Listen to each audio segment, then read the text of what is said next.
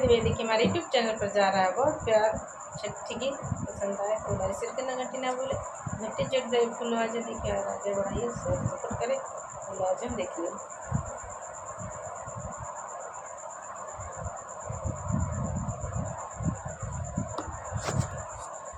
नारियल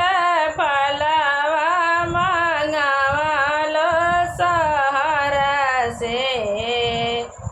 बालक दिहल जूठारी बालक दिहल जूठारी बालक के माइया जरोवेली बिरग से बालक दिहल जूठारी बालक दिहल जूठारी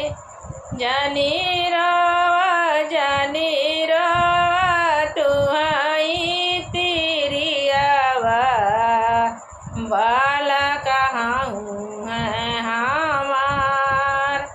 बालक हूँ है हमार जनी रवा तुहाई तिरियावा बालक हूँ है हमार बालक हूँ है हमार केलावा जय फलवा मंगावलो शहर से बालक दिहल जूठारी बालक दिहल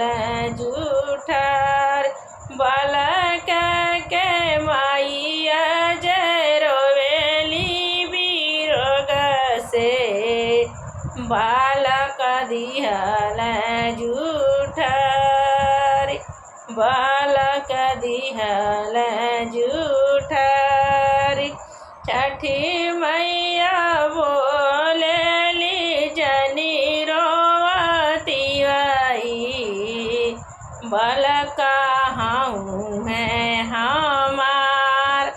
बालक